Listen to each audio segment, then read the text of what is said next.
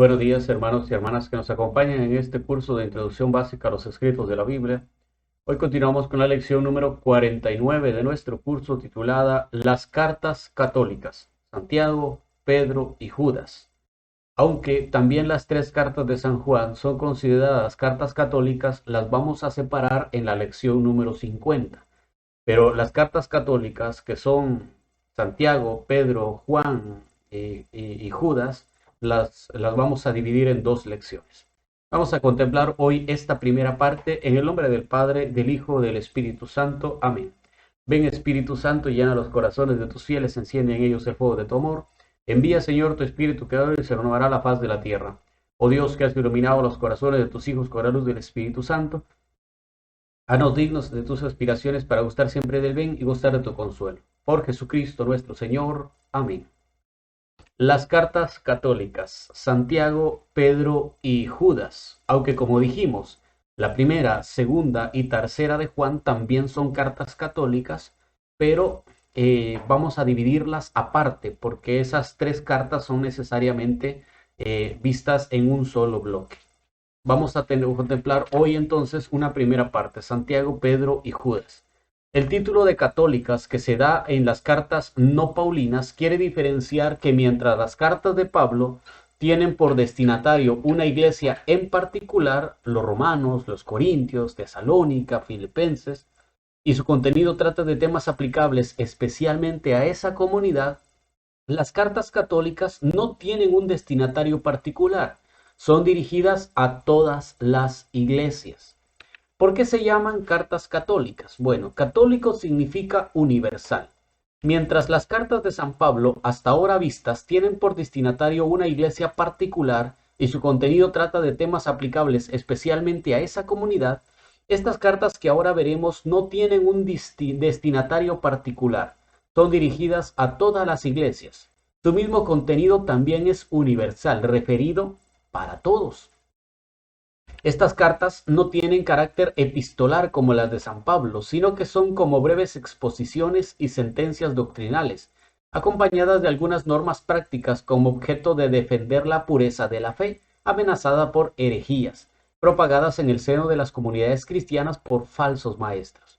Como ya lo había anunciado San Pablo, yo sé que después de mi partida se introducirán entre ustedes lobos voraces que no perdonarán el rebaño, ni de entre vosotros mismos surgirán hombres que enseñarán cosas perversas para arrastrar a los discípulos en pos de sí. Lo decían Hechos 20:28. En lugar a dudas, evitando esto y previendo esto, es que se escriben las cartas católicas. ¿Quién es el autor, la fecha y los destinatarios?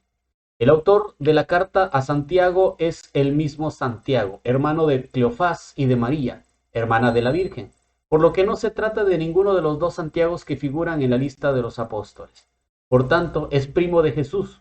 Gobernó la comunidad cristiana de Jerusalén desde el año 42 en adelante y sufrió el martirio en el 62. Compuso su carta hacia el año 60. La dirige a las 12 tribus de la dispersión, esto es, a los cristianos de origen judío dispersos por todo el mundo greco-romano. Este Santiago, entonces, hay muchas dudas. Algunos dicen que es Santiago el menor, otros que es Santiago el mayor, aunque él se fue martirizado, pero hay muchas dudas en cuestión al autor y al artífice de esta carta. El autor de las cartas de Pedro es el mismo Pedro, el príncipe de los apóstoles. Compuso sus cartas hacia el año 64-67 y las dirige a los fieles del Asia Menor, gentiles que habían sido evangelizados por el apóstol San Pablo. El autor de la carta a Judas es el apóstol Judas Tadeo, el hermano de Santiago. Compuso su carta hacia el año 62-67. La dirige a los cristianos convertidos del judaísmo que en ese momento se encontraban dispersos por el territorio del Imperio Romano, expuestos a unos pretendidos maestros de la verdad, pero que en realidad son portadores de falsedad. No sería descabellado considerar a estos falsos maestros como precursores del gnosticismo del siglo II. ¿Cuáles son las características literarias? La carta de Santiago está escrita en griego esmerado, pero con reminiscencias seméticas, tanto en el vocabulario como en el estilo. vocabulario rico en aliteración, rima, frases rítmicas, palabras gancho, recurso de la diátriba. Es un escrito vivaz y de gran actualidad por su exhortación práctica. Más que una carta, parece una homilía o una catequesis de tono moralizante. El autor utiliza a fondo el legado de las tradiciones proféticas y sapienciales del Antiguo Testamento, tratando de conservar dentro de la corriente cristiana algunos valores tradicionales que él consideraba peligrosamente amenazados. Las cartas de Pedro están escritas en griego.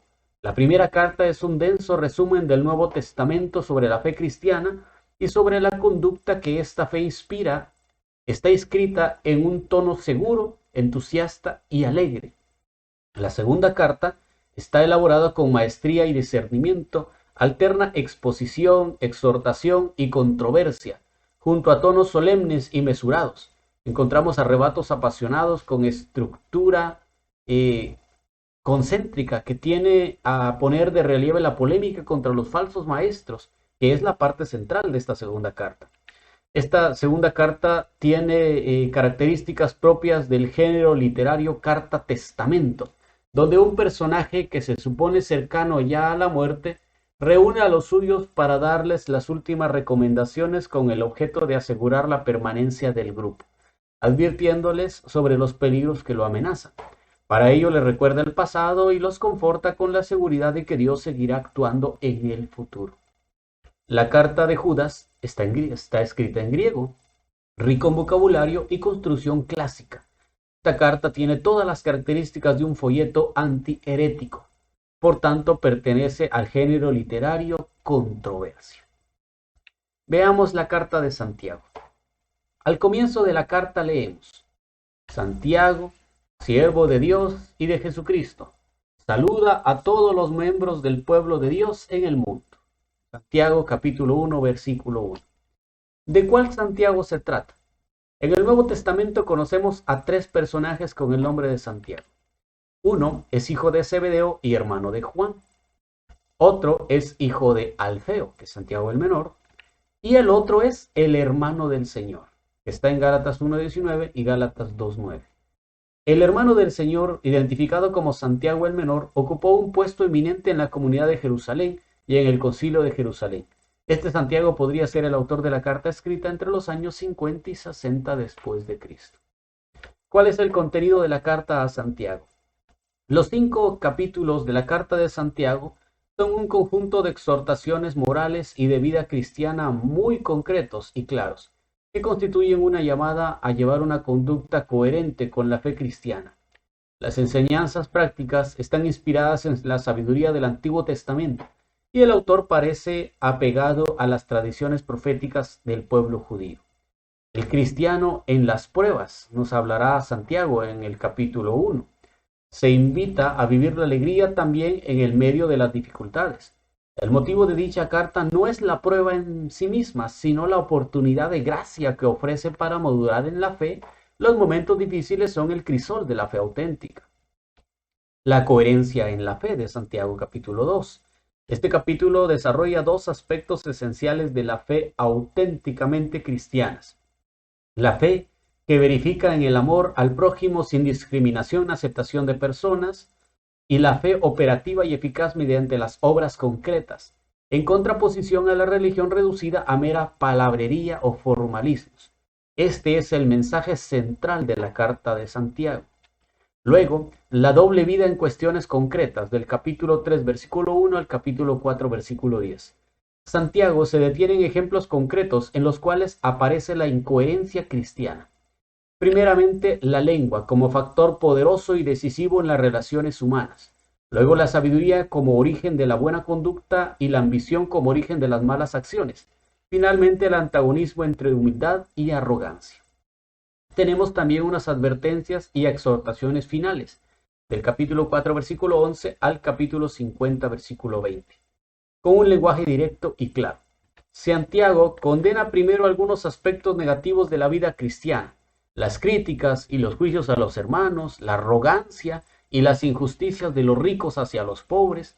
Luego exhorta a las actitudes positivas, la espera de la parucía, la paciencia y firmeza al hablar, la oración en medio de las necesidades y la ayuda moral a los extraviados. ¿Cuáles son las enseñanzas de la carta a Santiago? El mensaje de Santiago es a la vez una voz de alerta. La religiosidad popular puede convertirse en una farsa supersticiosa. La palabra puede llegar a ser veneno mortal en una comunidad cristiana. La ley puede convertirse en un factor de injusticia social cuando no hay solidaridad y amor. La fe misma puede llegar a ser un cadáver si no es acompañada por las buenas obras. Santiago hace pues un fuerte llamado a la coherencia y autenticidad en el estilo de la vida cristiana.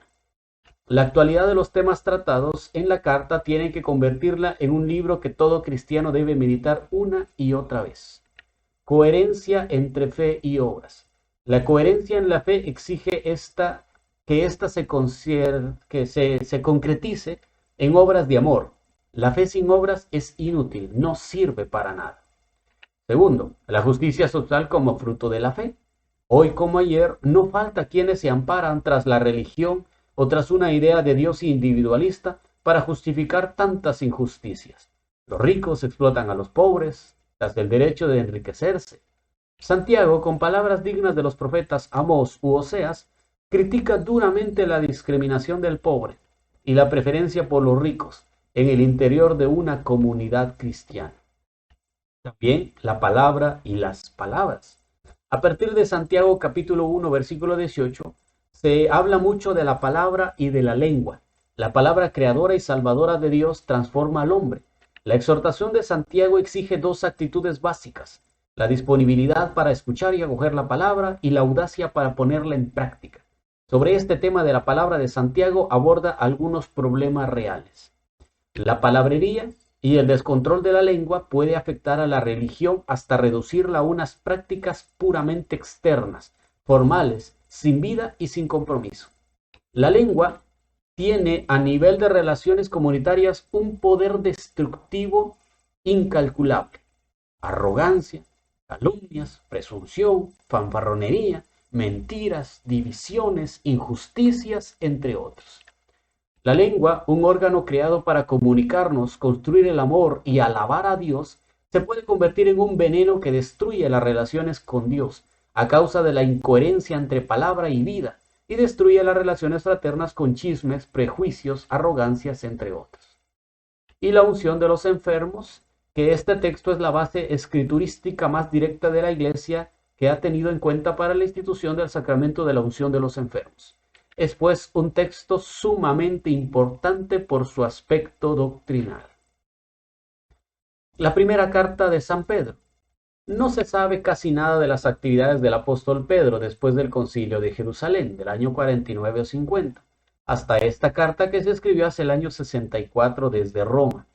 Sabemos por tradición que se dirigió a Roma quizás en diversos viajes, siendo el encargado de Cristo para dirigir toda la iglesia, debía ir al centro del imperio. Seguramente lo encontraremos en Roma desde el año 64 hasta su muerte, acaecida durante la persecución de Nerón. Su tumba, junto a la de Pablo, fue encontrada en las catacumbas debajo de la actual iglesia Madre de San Pedro. ¿Quiénes son los destinatarios de las cartas de Pedro? Los destinatarios de la carta son las comunidades judeocristianas que vienen en la lista de Primera de Pedro capítulo 1 versículo 1. Esta lista no contiene nombres de ciudades, sino de regiones, lo cual es indicio de una evangelización en zonas rurales del interior de los territorios mencionados. La mayoría de ellos son campesinos o pastores que vienen del paganismo, gente sencilla y pobre quienes se encuentran vulnerables por su situación social y cultural en ambiente hostil y las persecuciones. Esto explica que Pedro insiste sobre los temas de la alegría en las pruebas y en los sufrimientos, la fraternidad, el amor y la solidaridad entre cristianos, que son las armas cristianas frente a la pobreza y a las persecuciones.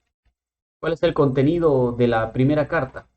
El príncipe de los apóstoles les escribe una carta sencilla y amorosa, exhortándolos a la alegría en las dificultades, porque para esto fueron llamados, porque también Cristo padeció por nosotros para que sigamos sus pisadas.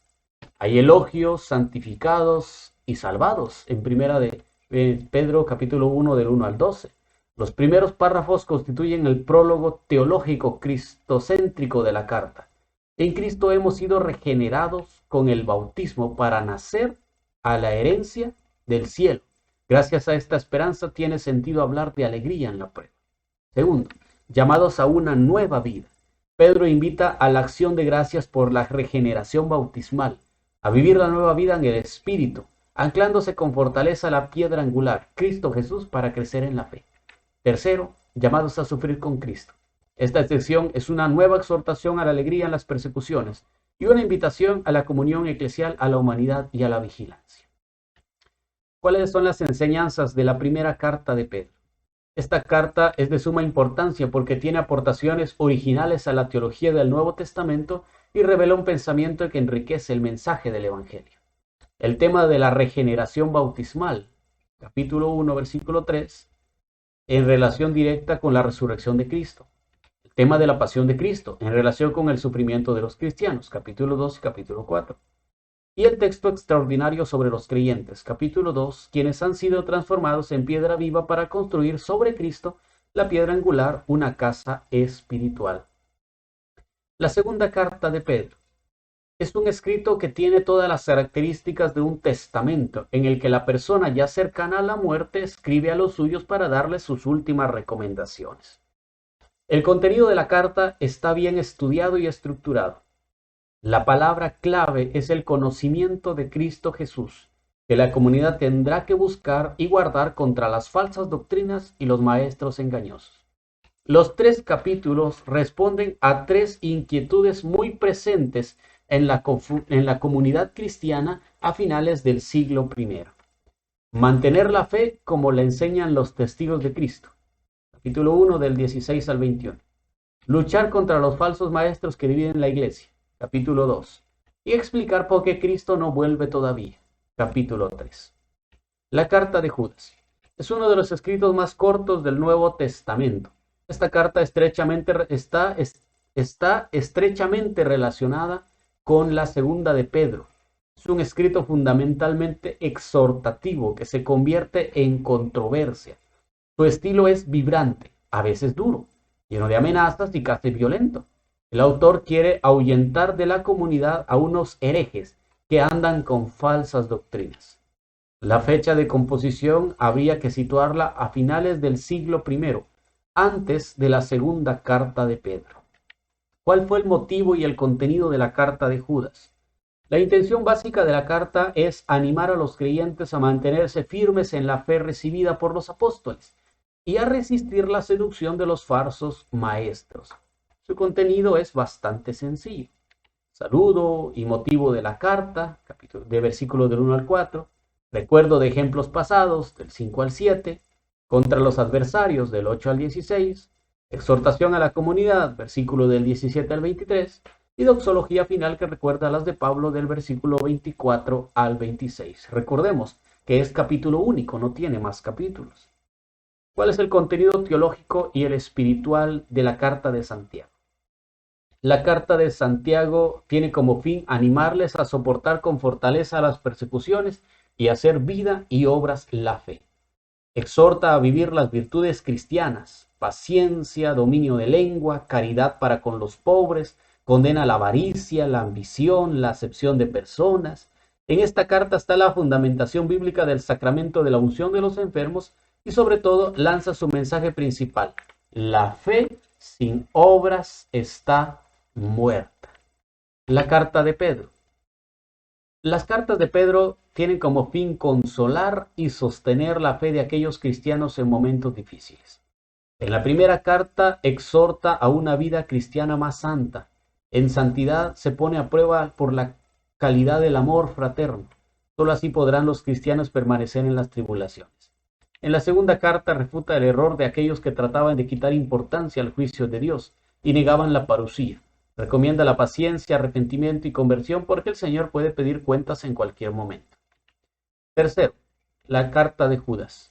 El fin de la carta de Judas es poner en guardia contra los falsos doctores que ponían en peligro la fe cristiana.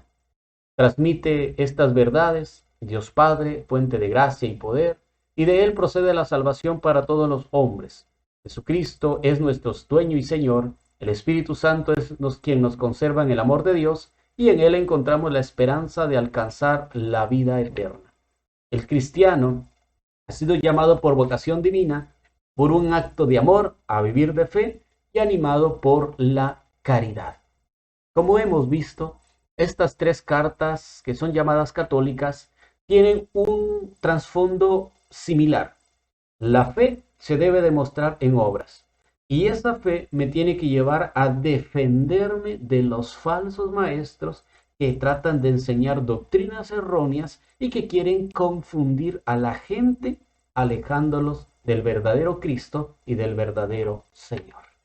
Gracias por haber estado con nosotros en la lección número 49. Si Dios quiere, nos veremos en la lección número 50. Ave María Purísima, sin pecado concebida, en el nombre del Padre, del Hijo, del Espíritu Santo. Amén.